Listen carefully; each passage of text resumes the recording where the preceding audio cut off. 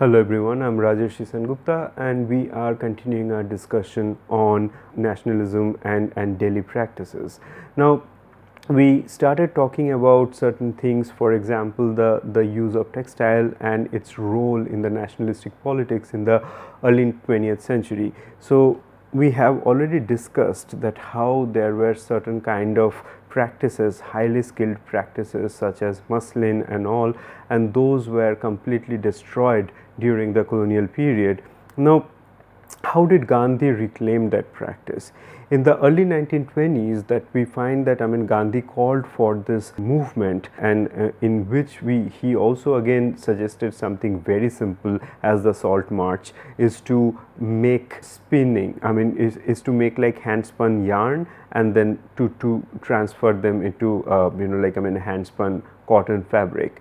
So this act, it seems that very simple, but if we consider that how the destruction of this hand spun cotton fabric and hand woven fabric had happened in the 19th century by the British in the Indian subcontinent, then one can see that this very simple act of spinning and weaving is also a highly political act. So Gandhi did not ask for people to go out of their way to do this. So he promoted having a charkha or a spinning wheel in the household, and then just spin and to make the yarn out of it, and then how that yarn can be used for making in the loom, in the hand loom.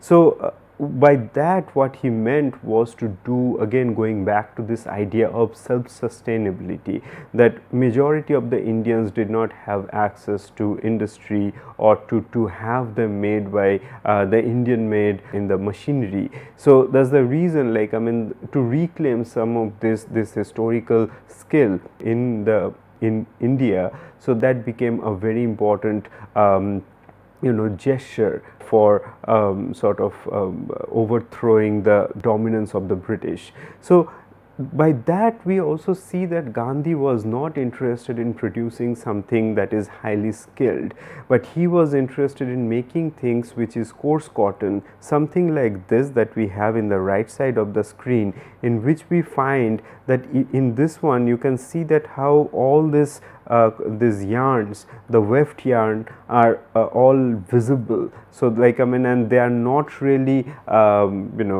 uniform in their shape and form. There are irregularities. Some of the yarns are thick, some of the yarns can be thin, and that happens because of their hand spun. So it's not really machine made. They are not uniform like the way we find the products in the machine. So that kind of the cotton cloth that Gandhi had promoted, and his motive for doing that was to make things which can be used for daily life. He was not interested in doing something for the specialized cotton or specialized kind of fabric, but he was interested to do something that can be used by everyone, starting from the people, the elite, to the people who are working in the field. So everyone can use that and everyone can wear that.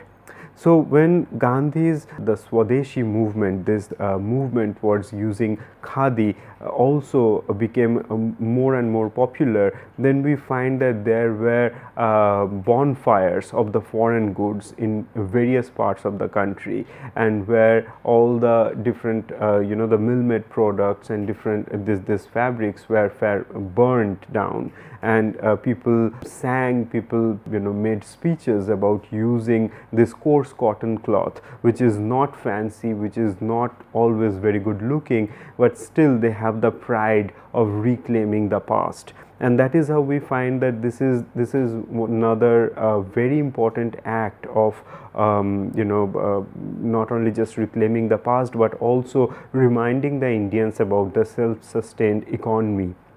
And with that we also find that how many of the other practices also started taking reference from that. So there is this campaign here. We find that in the upper half of this advertisement, that buy Swadeshi, and then here these are certainly not fabric that we see on screen, but these are more like the cycle trolleys and things like them. But how this idea of Swadeshi, that perhaps started with khadi in early 1920s by Gandhi, that gained prominence, and many other sectors also started following that. So that is how we see that how this one small gesture that started by him had its resonance in many different kind of materials and practices that they constitute our daily life. So again, we are not talking about things which are strictly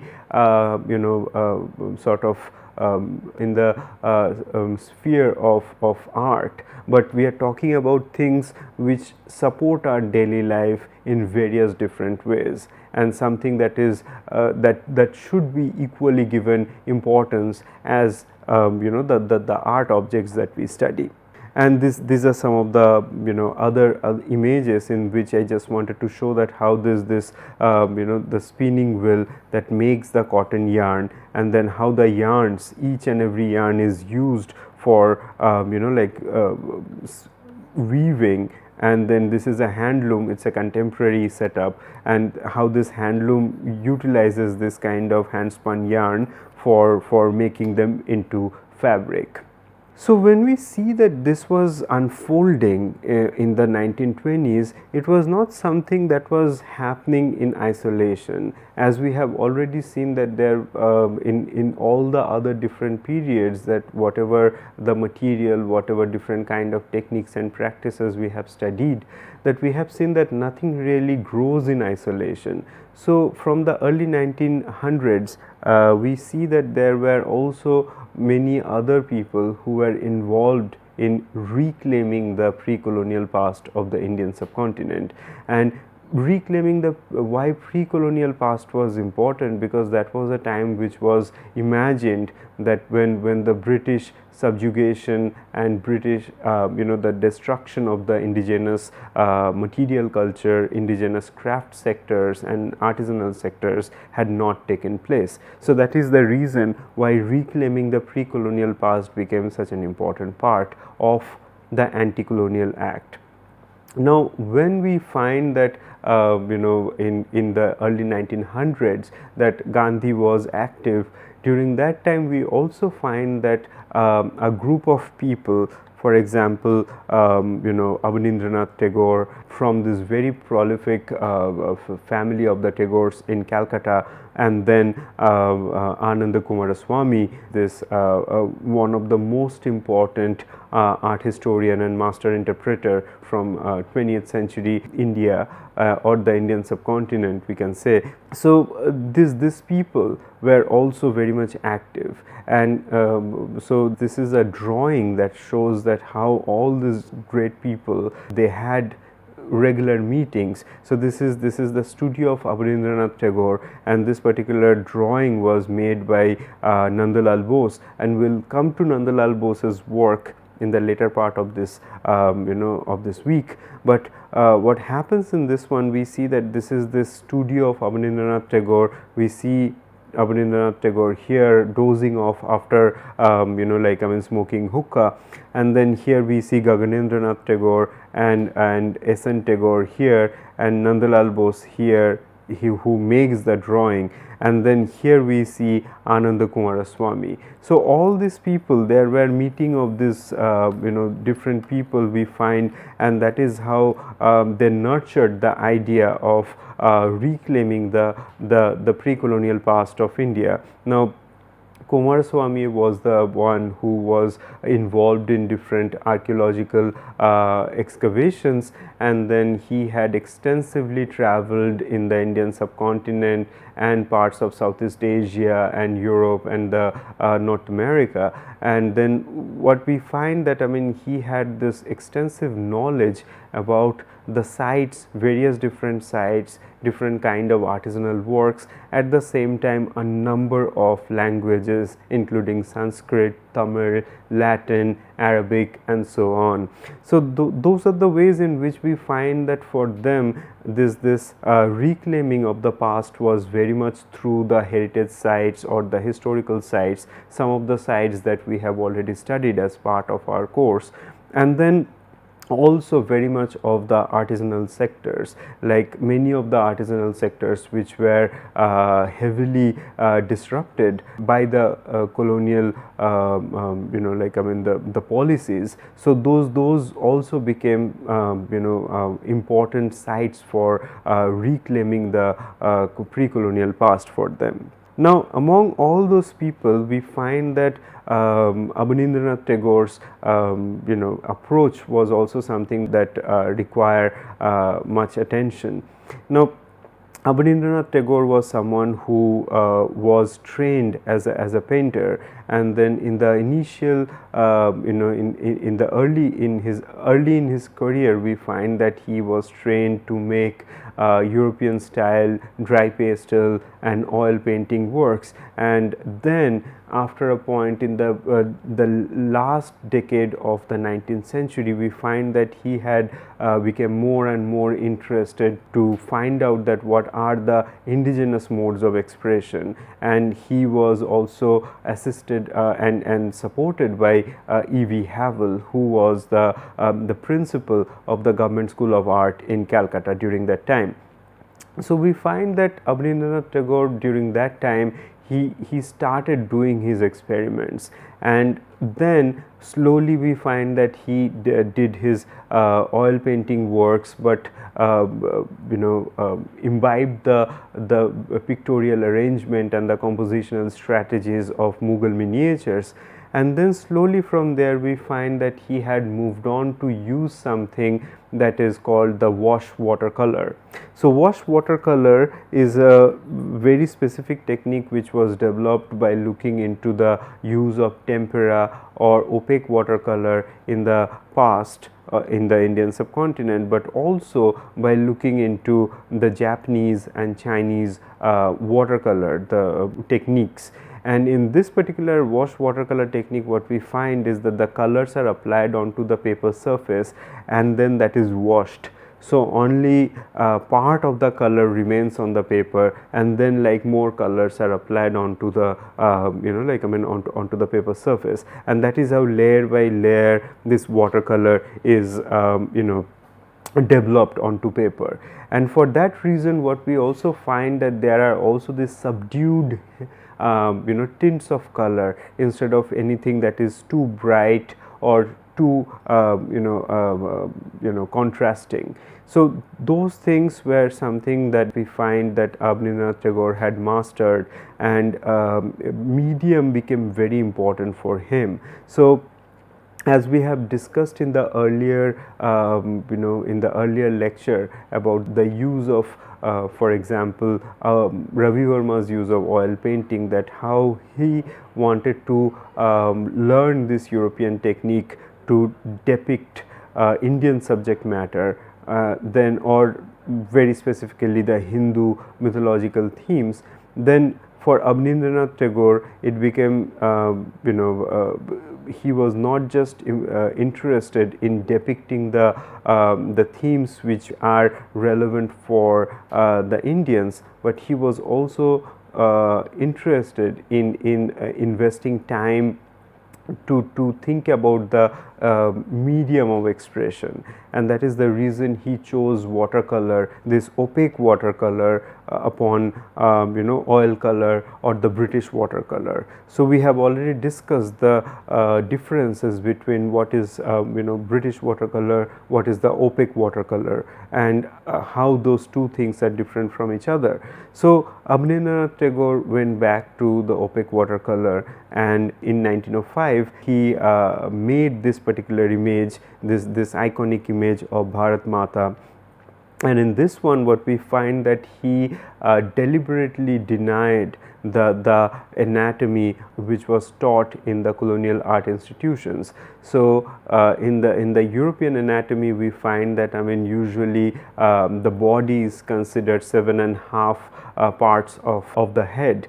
Now here but in the Indian artistic anatomy, we find that the humans have a different anatomical proportion than the deities, the divine figures. So for the divine figures, we find that Navatala or like the 10 talas, so like either 9 tala or 10 tala was something that was used. So in this case, that the body will be 9 parts of the head or 10 parts of the head. So in this case, for the depiction of Bharat Mata, we certainly find that this elongated body that responded to this historical mode of pictorial representation of the body, so either Navatala or Dasatala. So this is something we find that how Abanindranath Tagore, by the use of this particular medium, and then also by his incorporation of this Indian artistic anatomy, was making a different kind of attempt of reclaiming the pre-colonial past.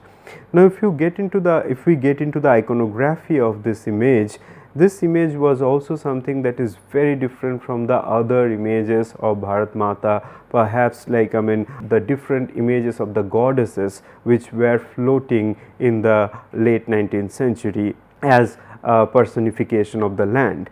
So what happens in this image, we find that this who is made as Bharat Mata, she is not she does not have any goddess like attributes except for her 4 arms. So her face, her expression, everything is very ordinary, very mundane, someone who we can encounter in our in around us. It's not someone who's extraordinary.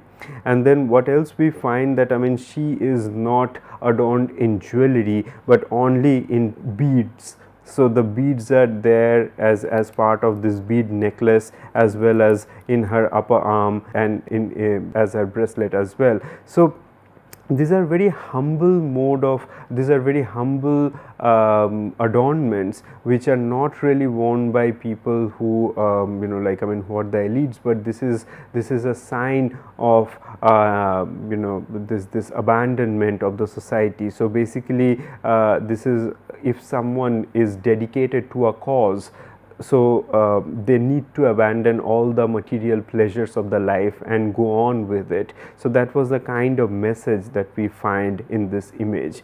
And what she wears is also this saffron fabric that we find, and this saffron fabric that we see here, it was a it was a sign of courage, it was a sign of renouncing the material world. So that is the reason, again going back to that, what Gandhi was also referring to, this very this mundane fabric. It's not something that is highly adorned, highly skilled or anything else, but this is a kind of fabric we see that is used by everyone, and even the ones who have abandoned the society to walk on the path of courage, and of course for the anti-colonial struggle.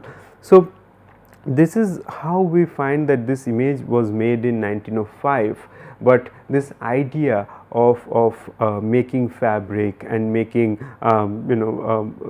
to have this humble way of life, to make the anti-colonial movement as an integral part of our life, of our daily life, is something that was already there in the early decade of the 1900s. Now if we see what else she holds in her hand, so here is depiction of crops. So that is something that is related to agriculture, and again going back to this self-sustainability, that without agriculture, without producing food, one cannot really think about overthrowing the British government. Then what else she holds? here is manuscripts, and manuscript is something that is related to that is, so manuscript is related to education, that only with education that one can think about what the harm has been caused to the Indian subjects, as well as like the entire land. So that is the reason, like education and agriculture, these two sectors are very important. The third thing that we find here is again prayer beads, and prayer bead is something that is not about the religious worship, even though it definitely has religious connotations, but here the prayer bead also sort of indicates abandonment of the material pleasures, at the same time being dedicated to the work they are pursuing. And then the last thing I would mention here is this piece of fabric that she holds here, and this piece of fabric is again that white unadorned fabric, an unadorned piece of fabric that she holds in her that she holds in her upper right hand. And so why this particular kind of fabric is important is because that we see that there is again no decoration, nothing, and it's just a very simple piece of fabric, something that we'd probably see people wearing on a daily basis. Now this is also the kind of fabric, if you remember, that whatever different kind of colonial documentation of the occupational group and caste groups that we have seen in the earlier weeks, like Balthazar Solvin's The Hindus, or like the figure of the weaver from Murshidabad and so on. So everywhere we find that this very humble, simple white cotton fabric is something that is worn by people. So this is a fabric of ordinary people, and that is something that we find that it was first painted in 1905, and then this is something that was taken up later in the 1920s by Gandhi as a very important part of the anti-colonial movement. So in other words, one can say that when this fabric replaces a weapon in this goddess or like Bharat Mata's hand, then one can think that this humble fabric, or like this humble mode of like promoting education or agriculture, they are very important and effective tool of the anti-colonial struggle. So from there I just wanted to give little more sense of what Abanindranath Tagore's larger practice looked like. So he was, as I have already mentioned, that in the early 1900s, like in 1902, he made this particular painting which is known as The Passing of Shah Jahan. And so in this particular image, what we see that it was perhaps one of his first intervention into Mughal miniatures, in which he meticulously reproduced this stone inlaid architecture here. And then like also that how he imagined this old Shah Jahan who's gazing towards Taj Mahal, and then like also attended by perhaps Jahanara, his beloved daughter. So this is of course it's a romantic historical reconstruction, but in this one what we find that he Abanindranath Tagore was deliberately moving away from using this single point perspective and bringing some of the essence of this multiple perspectival views, those things which are used in the miniature paintings. Also, if we see the kind of figuration that is used here, it does not really go towards this European artistic anatomy, but it sort of like goes back to the the style of Mughal miniatures. And this image in 1902 we find that it was painted with oil. So oil colors was used for making this image, and but the thing is then slowly he abandoned oil painting altogether, and then he experimented more and more with opaque watercolor as well as a wash technique. So this is an image that we find in the 1930s that Abanindranath Tagore had made, and in this one again it is called the Arabian Night series. It comes from this set of images, and in this one we see that this one particular episode of Arabian Nights, how that is unfolding in a house in Calcutta. So this is a scene of a North Calcutta, and where we find in distance there is this white quarter which is inhabited by British people, and then there is this the flag of the British government, right? And then here these houses which are which are distinctively red in color, they are the ones we find that where mostly this color and the kind of the architecture, that is something that was preferred by the people from India. So there is a drastic difference between these two different kind of houses, but at the same time also how this miniature like this multiple perspectival view is brought into the image, and how certain pre-colonial mode of picture making was brought into the contemporary times. So contemporary was not considered something. So we see this particular architectural setting is something that reflects the architecture and the daily life of early 20th century Calcutta. And of course we also see this shop sign here as well, which is also not necessarily seen in many paintings during this time. Now by that, what he tried to do is to bring some of the some of the visual characteristic features from the pre-colonial miniature paintings, and then the overall aesthetics in terms of the color distribution of forms and figures, and then how the entire narrative can unfold in one picture plane. So those things he had imbibed from the pre-colonial different miniature paintings, mostly from Mughal, but then he also transplanted them into the contemporary Calcutta, and that is how he sort of made his this silent gesture of nationalistic practice prominent, that the reclaiming of the past is something that needs to be there in the contemporary times. Only then we can be aware of our rich history, and that gives us the strength, that gives us the that gives us a strong cause for fighting against the British. So these are the different ways in which we find that many people, if Gandhi had one way of directing people's attention towards self-sustainability and production of artisanal goods, then Abanindranath Tagore is someone who was interested in terms of the rich cultural history and the visual culture, and how to bring them back to the contemporary situation, to recontextualize them and use them as part of the anti-colonial struggle. We'll continue more on that in the next lectures. Thank you.